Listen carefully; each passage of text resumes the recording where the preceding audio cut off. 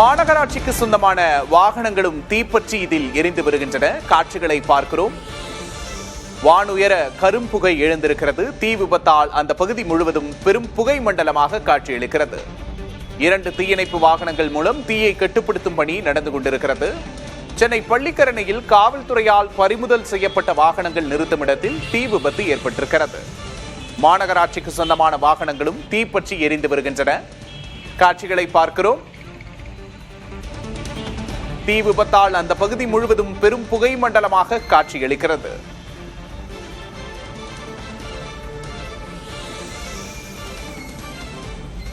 காவல்துறையினரால் பறிமுதல் செய்யப்பட்ட வாகனங்கள் நிறுத்தி வைக்கப்பட்டிருந்த இடத்தில் தீ விபத்து ஏற்பட்டிருக்கிறது. இதில் மாநகராட்சிக்கு சொந்தமான வாகனங்களும் தீப்பற்றி எரிந்து வருகின்றன.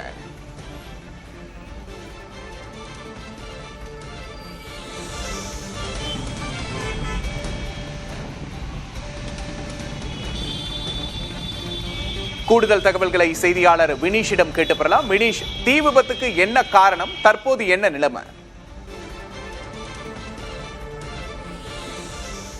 விக்னேஷ், பள்ளிக்கரணை சதுப்பு நில பூங்கா எதிரே இருக்கக்கூடிய மாநகராட்சிக்கு சொந்தமான மைதானத்தில் கிட்டத்தட்ட 100க்கும் மேற்பட்ட வாகனங்கள் இங்கு நிறுத்தி வைக்கப்பட்டிருக்கின்றன.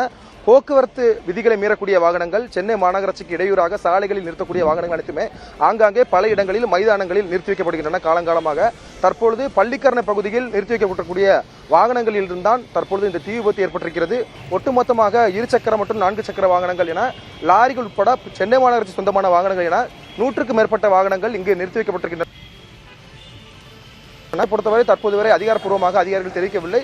முழுமையாக இந்த வெயிலின் காரணமாக வாகனங்களில் இருந்து பெட்ரோல் மற்றும் டீசல் வெளியேறியதன் காரணமாக தீ விபத்து ஏற்பட்டிருக்கலாம் என்ற காரணம் நம்பப்படுகிறது. அதன் அடிப்படையில் தான் தற்பொழுது தீ விபத்து ஏற்பட்டு வான் உயர் அளவுக்கு கரும்புகை சூழ்ந்து காணப்படுகிறது. பள்ளிக்கரணை பகுதியில் இருந்து 2க்கும் மேற்பட்ட தீயணைப்பு வாகனங்கள் மூலமாக தீயணைப்பு வீரர்கள் நேரடியாக இங்கு களத்திற்கு வந்திருக்கிறார்கள். இருப்பினும் காற்றும் பலத்த அளவில் வீசக்கூடிய காரணமாக தீயை கட்டுக்குள் கொண்டு வருவதில் தொடர்ந்து காலதாமதம் ஏற்பட்டிருக்கிறது.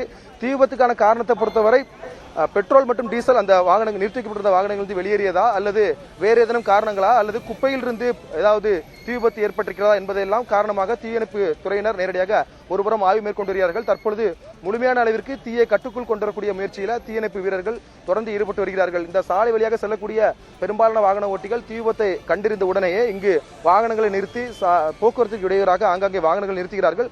கரும்புகை சூழ்ந்துள்ளதால் சாலையில் வாகனங்கள் செல்ல முடியாத அளவிற்கு கரும்புகை சூழ்ந்துள்ளது. வாகன ஓட்டிகளும் முகத்தை மூடிக்கொண்டு மாஸ்க் அல்லது கர்ச்சீப் மூலமாக முகத்தை மூடிக்கொண்டு சாலையில் பயணிக்கக்கூடிய சூழல் தான் இருக்கிறது. அதே போல கெமிக்கல் கலந்த பொருட்களும் இங்கு இந்த குப்பை கிடங்கில் இருக்கக்கூடிய காரணத்தினால் அதிலிருந்தும் தீ விபத்து ஏற்பட்டதாக கூறப்படுகிறது. இதன் காரணமாகவே தீ முழுமையாக சூழ்ந்து கரும்புகை சூழ்ந்து காணப்படுகிறது பள்ளிக்கரணை. அதே போல அருகாமையில் இருக்கக்கூடிய மடிப்பாக்கம், வேளச்சேரி உட்பட பல்வேறு பகுதிகளிலும் வானுயர் அளவுக்கு கரும்புகை சூழ்ந்திருக்கிறது. சென்னை மாநகராட்சியினுடைய இந்த மெட்ரோ வாட்டர் வாகனம் முழுமையாக நேரடியாக கொண்டு வரப்படுகின்றன. தீயணைப்பு வாகனங்கள் தற்போது வரை 2 வாகனங்கள் தான் இருக்கின்றன. தீயை முழுமையாக கட்டுக்குள் கொண்டு வரக்கூட கிட்டத்தட்ட 1 மணி நேரம் அல்லது 2 மணி நேரம் காலதாமதம் ஆகும் என்று எதிர்பார்க்கப்படுகிறது.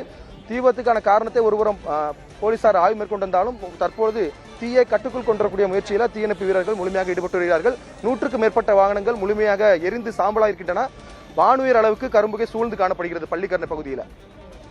வினீஷ், அங்க வானுயர கரும்புகை எழுந்திருக்கிறத நம்மளால பார்க்க முடியுது. போக்குவரத்துக்கும் பலத்த இடையூறு ஏற்பட்டிருப்பதாக தெரிகிறது. இந்த நிலையில போக்குவரத்து மாற்றம் ஏதேனும் அந்த பகுதியில் செய்யப்பட்டிருக்கா? போக்குவரத்து மாற்றங்கள் எதுவும் செய்யப்படவில்லை. இந்த சாலையை பொறுத்தவரை சென்னையிலிருந்து புறநகர் பகுதி சொல்லக்கூடிய முக்கியமான பிரதான சாலை என்பதால் சென்னை மையப்பகுதியிலிருந்து புறநகர் நோக்கி செல்லக்கூடிய அனைத்து வாகனங்களும் இந்த வழியாக தான் பயணிப்பார்கள். கரும்புகை சூழ்ந்து காணப்படுவதால் வாகன ஓட்டிகள் தற்பொழுது இந்த வழியாக பயணிக்க முடியாத சூழல் தான் இருக்கிறது. தற்போது வரை போக்குவரத்து மாற்றங்கள் செய்யப்படவில்லை. தற்போது மணி 10 மணி என்பதால் அலுவலக நேரம் செல்லக்கூடிய நபர்கள், அதே போல பள்ளி கல்லூரிக்கு செல்லக்கூடிய நபர்கள் இந்த போக்குவரத்து சந்திப்பில் மிகவும் ஒரு இக்கட்டான சூழலில் தான் தள்ளப்பட்டிருக்கிறார்கள். கரும்புகையை முழுமையாக கட்டுக்குள் கொண்டு வர வேண்டும். தீயணைப்புக்கான தீ விபத்து ஏற்பட்டதற்கான காரணத்தையும் கண்டிருந்து முழுமையாக இந்த தீயை கட்டுக்குள் கொண்டு வருவதற்கான முயற்சியை தான் தற்பொழுது சென்னை மாநகராட்சியினுடைய ஊழியர்களும் தீயணைப்பு வீரர்களும் முழுமையாக ஈடுபட்டு வருகிறார்கள். தொடர்ந்து ஒரு மணி நேரம் இந்த கரும்புகை சூழ்ந்துதான் காணப்படுகிறது. இதை கட்டுக்குள் கொண்டு வரக்கூடிய முயற்சி மும்முரமாக நடைபெற்று வருகிறது. வினீஷ், அந்த பகுதியில கரும்புகை பெருமளவுக்கு சூழ்ந்திருக்கிறத நம்மளால பார்க்க முடியுது. இதனால அந்த பகுதியில் இருக்கிறவங்களுக்கு ஏதேனும் உடல்நல குறைவு ஏற்பட்டிருக்கிறதா? மருத்துவ அட்டென்ஷன் ஏதாவது தேவைப்படுதா? நிச்சயமாக ஏற்கனவே பெருங்குடி குப்பை கிடங்கை இங்கிருந்து முழுமையாக அகற்ற வேண்டும் என்பது அங்குள்ள பகுதி மக்களுடைய கோரிக்கை நீண்ட காலமாக இருக்கிறது. அதே நேரத்தில் பள்ளிக்கரணை சதுப்பு நில பகுதியிலும் குப்பை கிடங்காக சில காலமாக பயன்படுத்தி வந்திருந்தார்கள். அதை மீட்கக்கூடிய முயற்சியும் ஒருபுறம் நடந்து வருகிறது. இந்த சூழலில் தான் தற்பொழுது இந்த தீ விபத்துக்கான வினீஷ், நம்ம தொடர்ந்து பேசலாம். மாநகராட்சி ஆணையர் திரு சமீரன் அவர்கள் நம்மிடையே இணைந்திருக்கிறார். அவரிடம் பேசலாம். வணக்கம் திரு சமீரன். பள்ளிக்கரணை பகுதியில ஒரு பயங்கர தீ விபத்து ஏற்பட்டிருக்கு வாகன நிறுத்துமிடத்துல. மாநகராட்சி என்ன நடவடிக்கை எடுத்துக்கிட்டு இருக்கு? இப்ப தற்போது இந்த பிளாஸ்டிக் பெயிலிங் யூனிட் பக்கத்துல தான் இந்த தீ விபத்து கண்டறியப்பட்டது. அந்த பகுதியில இமிடியட்லி 2 ஃபயர் என்ஜினும் 3 வாட்டர் டேங்கர்ஸும் மொபிலைஸ் பண்ணியிருக்கோம். அதை கண்டெயின் பண்ணிட்டு இருக்கிறோம். அடிஷனலா ஒரு 6 water tankers and fire tenders வந்து கேட்டிருக்கோம். டிஜி ஃபயர் சர்வீஸ் தலைமையில அது மொபிலைஸ் பண்ணியிருக்காங்க. டிஸ்ட்ரிக்ட் ஃபயர் ஆஃபீஸர் பிரியதர்ஷினியும் சைட்ல இருக்காங்க. நம்ம joint commissioner, deputy commissioner and myself நாங்களும் சைட்ல இருக்கோம். அடிஷனலா தேவைப்பட்டா மெட்ரோ வாட்டர்ல இருந்து அடிஷனல் வாட்டர் சப்ளையும் கேட்டிருக்கோம். அந்த தீவிரமா இதை கட்டுப்படுத்துறதுக்கான நடவடிக்கை போயிட்டு இருக்கு. அந்த புகை, கரும்புகை அப்படிங்கிறது ரொம்ப பெரிய அளவில் இருக்கிறதுனால அந்த பகுதியில் இருக்கிற மக்களை ஒரு பேனிக்கு கொண்டு போயிருக்கு. அந்த பகுதியில் இருக்கிற மக்களுக்கு உங்களோட செய்தி என்ன? மக்கள் பேனிக் ஆக வேண்டாம், எந்த பதற்றமும் தேவையில்லை. இது வந்து அண்டர் கண்ட்ரோல்ல இருக்க. கண்டெய்ன்மெண்ட் ஆக்டிவிட்டி இப்பதான் ஒரு ½ அன் ஹவர்ல தான் நடந்துட்டு இருக்கு. யாருமே அதுக்கு பக்கத்துல வரவோ அதை வீடியோ பிடிக்கிறதுக்கோ இல்ல அதை இது பண்றதுக்கோ அதை அணுகிறதுக்கான இது அவாய்ட் பண்ணுங்க. ஆனா வந்து இன்னொரு ஃபியூ ஹவர்ஸுக்குள்ள இது ஃபுல்லா கண்டெயின் பண்றதுக்கான நடவடிக்கை along with fire service and other services வச்சு போலீஸ் எல்லாம் சேர்ந்து இது நடவடிக்கை எடுத்துட்டு இருக்கோம். இன்னொரு ஃபியூ ஹவர்ஸ்ல இது வந்து கண்டெயின் ஆயிடும். இந்த மாதிரியான வாகன நிறுத்துமிடங்களையும் குப்பை கிடங்குகளையும் கண்காணிக்க மாநகராட்சி மேம்படுத்த இன்னும் என்ன மாதிரியான திட்டங்களை மாநகராட்சி வச்சிருக்கு? இதுக்கு ஸ்டாண்டர்ட் ஆப்ரேட்டிங் ப்ரொசீஜர் கொடுத்திருக்கோம். இந்த மாதிரி குப்பைகள் சேகரிக்கும் இடங்கள், அந்த மாதிரி கண்டெம்ட் வெஹிக்கிள் இருக்கிற இடங்கள் எல்லாம் ஃபயர் டெண்டர்ஸ், வாட்டர் டேங்கர்ஸ் இருக்கணும்னு இருந்தது. அந்த வாட்டர் டேங்கர்ஸை இமிடியட்லி ஃபர்ஸ்ட் மொபிலைஸ் ஆயிருக்கு இப்போ. அது மட்டும் இல்லாம இந்த மாதிரி சின்ன ஒரு விஷயம் வரும்போது இமிடியட்லி ரிப்போர்ட்டிங் சிஸ்டம், எஸ்கலேட்டிங் சிஸ்டம் இருக்கு. ஸோ இது இந்த ஃபயர் ஆகி ஒரு 3 நிமிடத்திலே வந்து நாங்க மொபிலைஸ் பண்ணியிருக்கோம். ஸோ அந்த எஸ்ஓபி படி தான் இப்போ வந்து ஆக்டிவிட்டிஸ் எடுத்துட்டு இருக்கு. அடிஷனல் வந்து வெளியில இருந்தும் சப்போர்ட் கேட்டிருக்கோம் ஃபயர் டெண்டர்ஸ். இணைப்பில் வந்து கருத்துக்களை பரிந்துரைமைக்காக நன்றி திரு சமீரன்.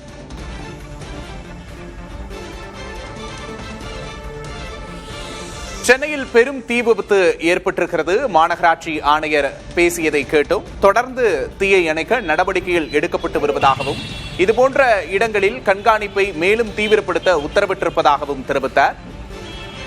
சென்னை நகர வான்வெளியை கரும்புகை சூழ்ந்திருக்கிறது. செய்தியாளர் வினீஷ் தொடர்ந்து நம்முடைய இணைப்பில் இருக்கிறார். வினீஷ், தற்போதைய நிலைமை என்ன? தொடர்ந்து நடவடிக்கை எடுக்கிறதா மாநகராட்சி ஆணையர் சொல்லியிருக்கிறாரு. தற்போதைய நிலைமை என்ன?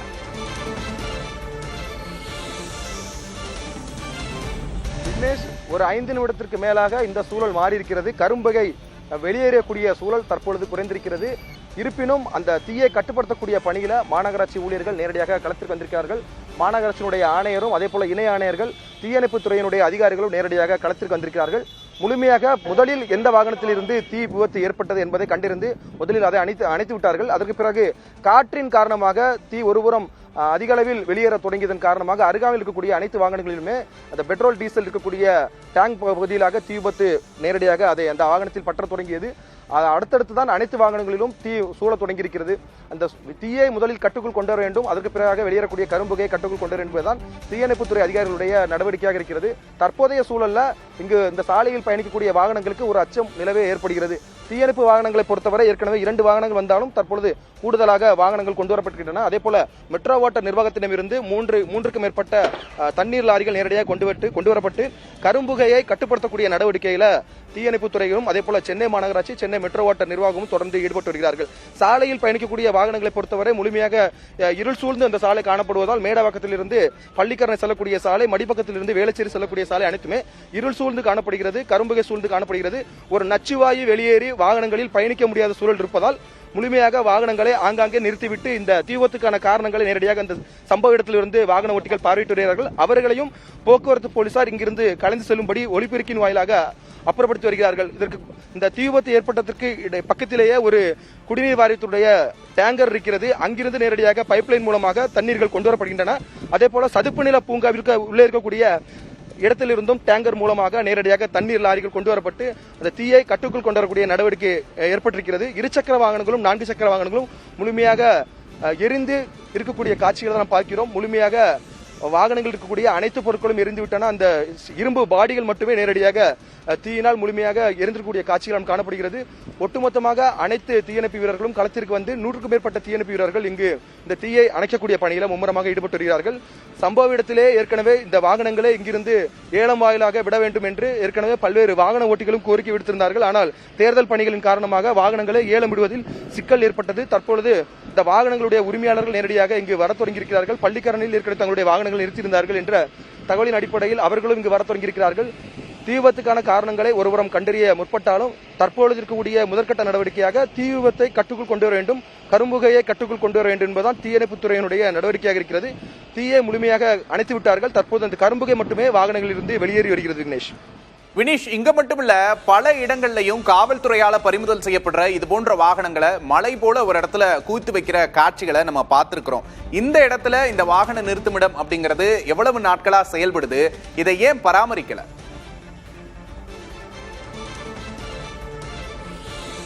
சென்னை மாநகராட்சியை பொறுத்தவரை 2020ஆம் ஆண்டு முதல் சாலையோரங்களில் ஆங்காங்கே நிறுத்தக்கூடிய வாகனங்கள், போக்குவரத்து விதிகளை மீறக்கூடிய வாகனங்கள் என அந்தந்த போலீஸ் சரக எல்லைக்குட்பட்ட அனைத்து வாகனங்களுமே மாநகராட்சிக்கு சொந்தமான மைதானங்களில் நிறுத்துவார்கள். குறிப்பிட்ட 6 மாத காலத்திற்குள் அந்த சம்பந்தப்பட்ட வாகன ஓட்டிகள் வாகனங்களை சம்பந்தப்பட்ட போலீஸ் எல்லைக்குள் அந்த ஸ்டேஷனுக்கு சென்று உரிய அபராதம் செலுத்தி வாகனங்களை பெற்றுக்கொள்ளலாம் என்ற நடவடிக்கையும் இருந்து வருகிறது. நீண்ட நாட்களாக கேட்பாரற்று கிடக்கக்கூடிய வாகனங்கள் தான் இந்த மாதிரியான மைதானங்களில் குவிக்கப்பட்டு வருகின்றன. இதுவரை இருந்தாலும் வருடத்திற்கு 2 முறை என்ற அடிப்படையில் 6 மாத காலம் என்ற அடிப்படையில் வாகனங்களை காவல்துறையினர் ஏலத்திற்கு விடுவார்கள். தேர்தல் பணிகளின் காரணமாக ஏலம் விடுவதில் தாமதம் ஏற்பட்டதால் வாகனங்கள் ஆங்காங்கே அந்தந்த மைதானங்களில் நிறுத்தப்பட்டுள்ளன. வெயிலின் காரணமாகவும் அந்தந்த வாகனங்களில் இருக்கக்கூடிய பெட்ரோல், டீசல் போன்ற எரிபொருட்கள் வெளியேறக்கூடிய காரணத்தினால்தான் அந்த தீ விபத்து ஏற்பட்டக்கூடிய சூழல் இருக்கிறது. அதே போல அந்த மைதானங்களின் அருகேயே சில இடங்களில் குப்பை கிடங்குகள் இருக்கின்றன. குப்பையிலிருந்து வெளியேறக்கூடிய நச்சு வாயுக்களும் அதே போல வெயிலின் தாக்கங்களின் காரணமாக தான் தீ விபத்து அவ்வப்போது ஏற்படுவதாக தீயணைப்புத்துறையினர் தகவல் தெரிவித்திருக்கிறார்கள். ஏலம் விடுவதில் எந்த விதமான சுணக்கம் இல்லை என்பது மாநகராட்சியுடைய விளக்கமாக இருக்கிறது. தேர்தலில் பணிகளின் காரணமாக தான் கடந்த 6 மாத காலமாக எந்த விதமான நடவடிக்கை மேற்கொள்ளவில்லை. தற்போது இருக்கக்கூடிய சூழலில் இந்த பள்ளிக்கரண சதுப்பு நில பூங்காவிற்கு எதிரே இருக்கக்கூடிய இந்த மைதானத்தில் கிட்டத்தட்ட ஒரு 100க்கும் மேற்பட்ட கார்களும் 50க்கும் மேற்பட்ட இருசக்கர வாகனங்களும் முழுமையாக தீயில் எரிந்து சேதமடைந்திருக்கின்றன. சம்பந்தப்பட்ட வாகன ஓட்டிகளும் வாகனங்களுடைய உரிமையாளர்களும் இங்கு வர தொடங்கியிருக்கிறார்கள். தற்போது இருக்கக்கூடிய சூழல்படி தீயை முழுமையாக அணைத்து கட்டுக்குள் கொண்டு வருகிறார்கள். குப்பைகளும் ஒருபுறம் எரிந்திருக்கிறது. அந்த குப்பைகளையும் நேரடியாக எரிந்துவிட்ட குப்பைகளை நேரடியாக இங்கிருந்து அகற்றுகிறார்கள். வாகனங்களையும் இங்கிருந்து அப்புறப்படுத்தக்கூடிய பணி ஒருபுறம் நடந்து வருகிறது. தொடர்ந்து பேசலாம் மினிஷ். சென்னை பள்ளிக்கரணையின் வாகன நிறுத்தும் இடத்தில் ஒரு பெரிய தீ விபத்து ஏற்பட்டிருக்கிறது. கூடுதல் விவரங்களை அங்க இருக்கக்கூடிய மற்றொரு செய்தியாளர் கதிர் ஷாவிடம் கேட்டு பெறலாம். கதிர் ஷா, வணக்கம். நீங்க எந்த பகுதியில் இருக்கிறீங்க? அங்க மக்கள் எந்த அளவுக்கு சிரமத்துக்குள்ளாய் இருக்கிறாங்க? இந்த கரும் புகை அப்படிங்கிறது எந்த அளவுக்கு, எந்த ஏரியா வரைக்கும் பரவி இருக்கு? வணக்கம் விக்னேஷ். தற்போது நாம் நிற்கக்கூடிய பள்ளிக்கரணை சதுப்பு நிலத்துக்கு எதிரே உள்ள குப்பை கொட்டும் இடம் மற்றும் பறிமுதல் செய்யப்பட்ட வாகனம் நிறுத்தும் இடத்துல இந்த தீ விபத்து நடந்திருக்கு. இந்த குறிப்பாக சொல்ல போனா குப்பையை பிரித்து இங்க தரம் பார்க்கும் பணியானது நடைபெற வருகிறது. அது அருகில் தான் தற்போது வாகனங்கள் நிறுத்தப்பட்டுள்ளது. இந்த குப்பையை பிரிக்கும் இடத்தில் திடீரென்று தீ விபத்து நடந்துள்ளதாக கூறப்படுகிறது. இந்த தீயானது தற்போது முற்றிலுமாக பரவி இருக்கு. 100க்கும் மேற்பட்ட வாகனங்கள் தீப்பிடித்து இருந்ததால் விண்ணை முட்டும் அளவுக்கு தற்போது புகை மூட்டமானது சென்று கொண்டிருக்கிறது. இந்த புகையானது தரமணி, வேளச்சேரி, மடிப்பாக்கம், பள்ளிக்கரணை உள்ளிட்ட பகுதிகளிலும் முழுவதுமாக பரவி இருக்கிறது. இதனால் அப்பகுதியில் உள்ள மக்கள் மூச்சு விடுவதற்கு பெரும் சிரமத்திற்கு ஆளாகியுள்ளனர். குறிப்பாக தற்போது இதை அணைப்பதற்காக தற்போது 2 வாகனங்கள் மட்டுமே வந்துள்ளது. மேலும் மாநகராட்சி சார்பில் தண்ணீர் லாரிகளும் தற்போது வந்துள்ளது. இந்த தீயானது முற்றிலுமாக அணைப்பதற்கு 2 அல்லது 3 மணி நேரம் மேல ஆகும் என்பதால் அதிகாரிகள் உள்ளிட்ட உயர் அதிகாரிகள் தற்போது ஆய்வு மேற்கொண்டு வருகின்றனர். கதிர்ஷா, தற்போது அந்த புகை அப்படிங்கிறது சாலைகளை மறைக்கிற அளவுக்கு போறதை நம்மளால பார்க்க முடியுது. வாகன ஓட்டிகள் எந்த அளவுக்கு சிரமம் அடைஞ்சிருக்காங்க? குறிப்பாக வாகன ஓட்டிகள் இந்த பாதையானது வேளச்சேரியிலிருந்து பள்ளிக்கரணை செல்லக்கூடிய சாலை. இந்த சாலையில் தினமும் நூற்றுக்கணக்கான வாகனங்கள் செல்லக்கூடிய சாலை என்பதால் காலை நேரத்தில் எப்பொழுதும் பரபரப்பாக இருக்கும். ஆனால் புகை வந்த பிறகும் அந்த சாலையை போக்குவரத்து நிறுத்தாத காரணத்தினால் கடும் போக்குவரத்து நெரிசல் ஏற்பட்டுள்ளது. குறிப்பாக வண்டி செல்லக்கூடிய வாகன ஓட்டிகள் அனைவரும் முகத்தில் மாஸ்க் அணிந்து கொண்டு செல்லும் நிலை ஏற்பட்டுள்ளது. இந்த புகையால ஏதேனும் உடல்நல குறைபாடுகள் யாருக்கேனும் ஏற்பட்டிருக்கா? மருத்துவ உதவிகள் தேவைப்படுதா? மாநகராட்சி என்ன நடவடிக்கை எடுத்திருக்காங்க? தற்போது வரை யாருக்கும் எந்த பாதிப்பும் ஏற்படவில்லை. குறிப்பாக தற்போது அதிகாரிகள் ஆய்வு கொண்டு வருகின்றனர். மேலும் எதுவும் பாதிப்பு ஏற்பட்டால் அதுக்குரிய நடவடிக்கை எடுக்கப்படும் என அதிகாரிகள் தெரிவித்துள்ளனர். பள்ளிக்கரணை பகுதியில் காவல்துறையால் பறிமுதல் செய்யப்பட்ட வாகன நிறுத்துமிடத்தில் ஒரு பெரிய தீ விபத்து ஏற்பட்டிருக்கிறது. தற்போது அதன் காட்சிகளை பார்க்கிறோம். 100க்கும் மேற்பட்ட தீயணைப்பு வீரர்கள் விரைந்து அந்த பகுதியில் தீயை அணைக்கும் பணியில் ஈடுபட்டிருக்கிறார்கள். சென்னையில் ஒரு பெரும் தீ விபத்து ஏற்பட்டிருக்கிறது. காட்சிகளை பார்க்கிறோம். சென்னை நகர வான்வெளியை கரும்புகை சூழ்ந்திருக்கிறது. வாகன ஓட்டிகள் இந்த கரும்புகையால் சிரமமடைந்திருக்கின்றனர். மிக முக்கிய நேரமான இந்த நேரத்தில் தீ விபத்து ஏற்பட்டிருப்பது போக்குவரத்து நெரிசலையும் உண்டாக்கி இருக்கிறது. காட்சிகளில் நம்மால் காண முடிகிறது. சென்னை நகர வான்வெளியை கரும்புகை சூழ்ந்திருக்கிறது. பள்ளிக்கரணை பகுதியில் காவல்துறையால் பறிமுதல் செய்யப்பட்ட வாகன நிறுத்துமிடத்தில் இந்த தீ விபத்து ஏற்பட்டிருக்கிறது. மாநகராட்சிக்கு சொந்தமான சில வாகனங்களும் இந்த தீ விபத்தில் சிக்கி இருப்பதாக தெரிகிறது. சென்னையின் முக்கியமான போக்குவரத்து வழித்தடத்தில் இந்த தீ விபத்து ஏற்பட்டிருப்பது பரபரப்பை ஏற்படுத்தி இருக்கிறது.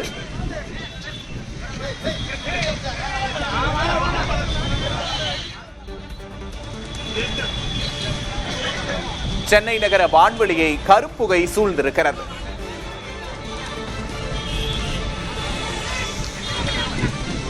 கரும்புகை மண்டலம் சென்னை நகர வான்வெளியில் பரவி இருக்கிறது. தற்போது நம்முடைய பேரிடர் கால பாதுகாப்பு குழுவைச் சேர்ந்த திரு பிரபு காந்தி இணைந்திருக்கிறார். பிரபு காந்தி வணக்கம். தற்போது இந்த தீ விபத்தை அணைக்கும் பணி எப்படி நடந்துகிட்டு இருக்கு? இன்னும் எவ்வளவு நேரத்தில் இந்த தீ கட்டுப்படுத்தப்படும்? சார், இப்போ ஃபயர் சேஃப்டி பொறுத்த வரைக்கும் மேஜர் டைம்ல ஆக்சிஜன் ஹீட் ஃபியூல்னு சொல்லுவாங்க. பிளஸ் இந்த ஃபயர் வந்து ரொம்ப டென்சிலி ஸ்மோக் வந்திருக்கு, அடர்த்தியான ஸ்மோக்கு டெவலப் ஆயிருக்கு. அப்போ கண்ட்ரோல் பண்ணுறதுக்கு கண்டிப்பாக கொஞ்சம் டைம் எடுக்கும். ஸோ அந்த ஸ்மோக்கு வந்து பெரிய லெவலில் ஸ்ப்ரெட் ஆகும்போது அக்கம் பக்கத்தில் இருக்கிற பீப்புள்ஸை வந்து கொஞ்சம் எவாக்கேட் பண்ணுறது நல்லது. இல்லாட்டி மூச்சு திணறல் இந்த மாதிரியான சுவாச கோளாறுகள்லாம் வர்றதுக்கான வாய்ப்புகள் ஜாஸ்தி.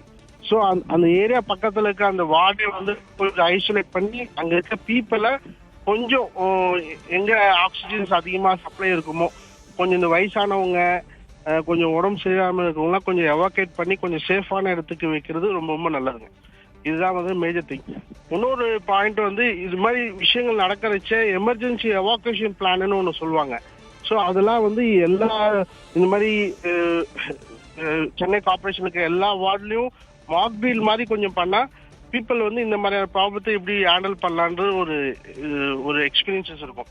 நான் இன்னொரு விஷயம் என்ன சொல்ல வரேன்னா, எல்லா இன்ஃப்ராஸ்ட்ரக்சர் டெவலப் ஆகிறத ஃபயர் ஃபைட்டிங் எக்யூப்மெண்ட், ஃபயர் ஊட்டரு, இந்த ரெட் கலர்ல பைப் போகும் பார்த்தீங்களா, அதெல்லாம் தான் எல்லாமே ஃபயர் சிஸ்டம், அப்புறம் ஃபயர் எக்ஸ்டிங்விஷர், இதெல்லாம் வந்து இருந்ததுன்னா ஃபயர் வந்து சின்ன லெவல்ல இருக்கிறச்சவே நம்மளால கண்ட்ரோல் பண்ண முடியும். இதுக்கான அவேர்னஸ் தான் பெரிய லெவல்ல பப்ளிக் மத்தியிலையும் ஈவன் படிச்ச பெரிய பெரிய இன்ஜினியர்ஸ்க்கு ஃபயர் எக்ஸ்டிங்விஷரை எப்படி யூஸ் பண்ணணும்னு தெரியல. ஸோ இந்த அவேர்னஸ் கொஞ்சம் பெரிய லெவலில் இருந்தால் மக்கள் மத்தியில் போய் சேரும். நிறைய பீப்புள் இது மாதிரி பாதித்து பார்க்குறாங்க. நேற்று கூட பாருங்க, டெல்லியில் 21 பேர் தீயால கரையை இறந்துருக்காங்க ஃபுல்லா. ஸோ அது மாதிரி ஒரு ஃபயர் ஆக்சிடென்ட் நடக்கிறச்ச பீப்புளை எப்படி எவாக்குவேட் பண்ணணும், அதுக்கு வந்து ஒரு எமர்ஜென்சி மாக் ட்ரில் இருக்கு. அந்த கான்செப்ட் டெவலப் பண்ணால் உண்மையிலே மக்கள் மத்தியிலே பெரிய லெவலில் அவேர்னஸ் வரும். அந்த பகுதியில் இருக்கிற மக்களை அப்புறப்படுத்தணும், மூச்சு திணறல் உள்ளிட்ட பாதிப்புகள் ஏற்பட வாய்ப்பு இருக்கு, அப்புறப்படுத்தணும் அப்படின்னு சொல்றீங்க.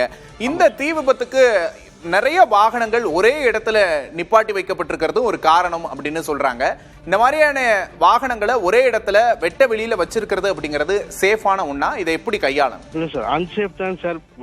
அவ்வளோ வெஹிக்கிள்ஸ் ஒரே இடத்துல ஷெல்டர் இருக்கணும் கம்பல்சரி. ஓப்பன் இதில் வைக்கக்கூடாது. ஏன்னா இப்போ டெம்பரேச்சர் ரைஸ் வந்து ஒரு மிகப்பெரிய மூல காரணமா இருக்கு எல்லா இடத்துலயுமே. இப்போ 2 நாளைக்கு முன்னாடி செக்ரட்டேரியட்ல நடந்த அந்த சல்ஃபர் இது கூட, ஏன்னா டெம்பரேச்சர் ரொம்ப அதிகமாகுது இல்ல, எதிர்பார்த்ததை விட அதிகமா இருக்கும் போது இந்த மாதிரி ப்ராப்ளம்ஸ் வரும். கூட வெஹிக்கிள் பார்க் பண்ணிச்சு எல்லா வண்டியிலும் கண்டிப்பா பெட்ரோல் இருக்கும். அது வந்து ஃபிளேமபிள் ஐட்டம்ஸுக்கு உண்டான எல்லா இதுவும் கொடுக்கும் சார். மெயினா வச்சு அது ஆர்கனைஸ்டா வச்சாதான் இந்த மாதிரியான விபத்துக்கள் தடுக்க முடியும். இந்த தீ விபத்து அப்படிங்கிறது பெரிய அளவுல நடந்திருக்கிறத நம்மளால பார்க்க முடியுது. முக்காவாசி வாகனங்கள் எரிந்து எலும்பு கூடாவே மாறிடுச்சு. தீயணைப்புத்துறை இன்னும் எந்த அளவுக்கு எக்யூப் பண்ணப்படணும் அப்படின்னு நினைக்கிறீங்க? இன்னும் எந்த அளவுக்கு அந்த சர்வீஸ் அப்படிங்கிறது ஃபாஸ்டா இருக்கணும்? சார் எவ்வளோ மாடர்ன் எக்யூப்மெண்ட்லாம் வந்துருச்சு சார். ஃபயர்லேயே வந்து ஃபயர் இனிஷியல் லெவலில் ஃபயர் ஆரம்பிச்சுவே ஆட்டோமேஷன் சிஸ்டம்லாம் வந்திருக்கு, ஊட்டர் சிஸ்டம்லாம் இருக்கு. நான் இன்னொரு விஷயம் மெயினாக சொல்ல வரேன், ஒரு சின்ன ஃபயர் பெரிய ஃபயர் ஆகிறதுக்கு மினிமம் 20 மினிட்ஸ் ஆகும். அந்த 20 மினிட்ஸ் நான் என்ன சொல்லணும், ஃபயர் சேஃப்டி வந்து அணைக்கிறது இருக்கட்டும், அங்கே இருக்க லோக்கல் நேபர் இருப்பாங்க. முன்னாடி அந்த சிவிக்ஸ் எக்ஸோரான்னு சொல்லுவாங்க. இப்போ ஒரு அப்பார்ட்மெண்ட் இருந்தால் அந்த அப்பார்ட்மெண்ட்டுக்குள்ள ஒரு அசோசியேஷன் இருக்கும். ஸோ அந்த அசோசியேஷன் இருக்கவங்க எல்லாமே வந்து இந்த மாதிரி ஃபயர் ஆயிடுச்சுன்னா இந்த எமர்ஜென்சி மாக் ட்ரில், இந்த அது மாதிரி ஃபயர் டெமோலாம் இப்போ நான் ஓப்பனாக சொல்கிறேன், அங்கே பள்ளிக்கரையில இருக்காங்க, அத்தனை பேர் இருக்காங்க. ஃபயர் எக்ஸ்டிங்யூஷர் இதுன்றது தெரியும், ஆனால் அந்த ஃபயர் எக்ஸ்டிங்யூஷர் எப்படி யூஸ் பண்ணணுன்றது தெரியாது. அப்போ அந்த ஃபயர் வந்து வி கேன் மேக், அது எப்படி கண்ட்ரோல் பண்ணணும்னு தெரியணும் சார். ஒன்னொன்று சார், ஃபயர் எக்ஸ்டிங்யூஷர் 3 டைப் இருக்கு சார். CO2 ஃபயர் எக்ஸ்டிங்யூஷர் இருக்கு, வாட்டர் டைப் ஃபயர் எக்ஸ்டிங்யூஷர் இருக்கு, அப்புறமா DCP ட்ரை கெமிக்கல் பவுடர்னு சொல்லுவாங்க. அதை வச்சு நம்ம அணைக்கிறது. இந்த ஸ்மோக் ரிலேட்டடா வச்ச DCP வச்சு அணைக்கிறது ரொம்ப நல்லதுங்க. இந்த மாதிரியான புகை சம்பந்தப்பட்ட இந்த மாதிரியான நச்சு வாயுக்கள் காற்றுல கலக்கிற இந்த மாதிரியான விஷயங்களுக்கு நம்ம இன்னும் தயாராகணும் அப்படின்னு சொல்றீங்க. இதுக்கு இன்னும் பயிற்சி தேவைப்படுது, இதை கையாளுறதுல அரசு கவனமா இருக்கணும் அப்படின்னு சொல்றீங்க, அப்படித்தானே? கண்டிப்பா கவனமா இருக்கணும். நான் என்ன சொல்றேன்னா, கவுன்சிலர் தான் ரெஸ்பான்சிபிலிட்டி. இப்ப சென்னை கார்பரேஷன் கமிஷனர் இருக்காங்கன்னா எல்லா கவுன்சிலரும் இது ஒரு பாடத்திட்டமா எடுத்துட்டு இதை வந்து எல்லா இடத்துலயும் பண்ணணும்னு சொல்றேன். இப்ப பள்ளிக்கரணை வேலை செய்ய மாட்டேன், எங்கெல்லாம் அடர்த்தியா இருக்கும். நான் திருப்பி ஒரு விஷயம் சொல்றேன், சரவணா ஸ்டோர், ரங்கநாத ஸ்ட்ரீட் எவ்வளோ டென்சிலி, எவ்வளோ கூட்டம் வருது. அந்த இடத்துல இது மாதிரி ஃபயர் ஆக்சிடென்ட் ஆயிடுச்சுன்னா பீப்புளை எப்படி எவாக்குவேட் பண்ண போறோம்? அது இன்னொரு பெரிய ஆட்டோ பாம் மாதிரி தான். ஸோ ஈவன் 10 years பிஃபோரே எல்லாருமே ரங்கநாத ஸ்ட்ரீட்டை விட்டு வெளியே போகணுன்னே சொல்லியிருக்காங்க. நான் ஃபயர் ஆக்சிடென்ட் ஆஸ்பெக்ட் ஆஃப் வியூல சொல்றேன், ஓகேங்களா? அப்போ வெளியும் போட்டாங்க, இங்கேயும் நடந்துட்டு இருக்குன்னா இப்போ மேஜர் ஃபயர் ஆக்சிடென்ட் ஆயிடுச்சுன்னா பீப்புளை எப்படி எவாக்குவேட் பண்ணுவாங்க? சார் ஒரு ஆக்சிடென்ட் வந்தால் 2 விதமா பிரிக்கணும் சார். ஒன்று மனித உயிரிழப்பை எப்படி தடுக்கிறோம், அது ஒன்று. அப்புறம் இந்த பொருள் இழப்பை எப்படி தடுக்கிறோம், அது 2. ஸோ அந்த பாயிண்ட் கன்சிடர் பண்றச்ச மக்களுக்கு ஃபயர் ரிலேட்டடான விஷயங்களை எப்படி ஹேண்டில் பண்ணும். ஈவன் நான் இப்போ ஓப்பனாக சொல்றேன், இப்போ பள்ளிக்கண்ணை, சோழிநல்லூர்லாம் பெரிய பெரிய ஹைரைஸ் பில்டிங்லாம் இருக்கு. ஒரு 12ஆம் மேல ஃபயர் ஆயிடுச்சுன்னா 6ஆம் மாடியிலிருந்து 8ஆம் மாடியிலிருந்து மேலேருந்து கீழே குதிக்கணும் தான் என்ன வருமே தவிர அந்த ஃபயர் எக்ஸ்டிங்யூஷர் எடுத்து எப்படி யூஸ் பண்ணி எப்படி அணைக்கணும்ன்ற ஒரு அவேர்னஸ் வந்து மக்கள் மத்தியில இல்லை. ஈவன் ஜட்ஜஸ்க்கே தெரியாது ஒரு ஃபயர் எக்ஸ்டிங்யூஷர் எப்படி யூஸ் பண்ணணும், போலீஸ்லேயே தெரியாது, அசிஸ்டன்ட் கமிஷன் லெவலில் இருக்கிறவங்க கூட அது தெரியாது. ஆனால் ஃபயர் சேஃப்டியில் இருக்கவங்க மட்டும் தான் அது தெரியும். நான் திருப்பி என்ன சொல்லுவேன்னா, லைஃப் ஸ்டைல் இப்போ கொரோனாவோட வாழ கற்றுக்குங்கன்னு சொன்ன மாதிரி சேஃப்டி வந்து ஒரு லைஃப் ஸ்டைலாக ஆக்கி சேஃப்டி இன்ஜினியரிங் ஸ்கூல் சப்ஜெக்ட் ஆக்கணும்னு சொல்லுவார். ஒரு ஃபர்ஸ்ட் எய்ட் எப்படி பண்ணணும், இது மாதிரியான சொஃபஸ்டிகேட்டட் வரைச்ச எப்படி ப்ரீத்திங் கொடுக்கறதுக்கு எப்படி ஃபர்ஸ்ட் எய்ட் தரணும், முதல்ல அந்த ஏரியால இருந்து பீப்புளை எவாக்குவேட் பண்ணி எந்த சேஃப் ஜோன்ல வைக்கணும். தீ விபத்து, தீ அணைப்பு தொடர்பான விழிப்புணர்வு சமூகத்துல எல்லா நிலைகள்லையும் வேணும் அப்படின்னு சொல்றீங்க. உங்களோட கருத்து பகிர்வுக்கு நன்றி திரு பிரபுகாந்தி.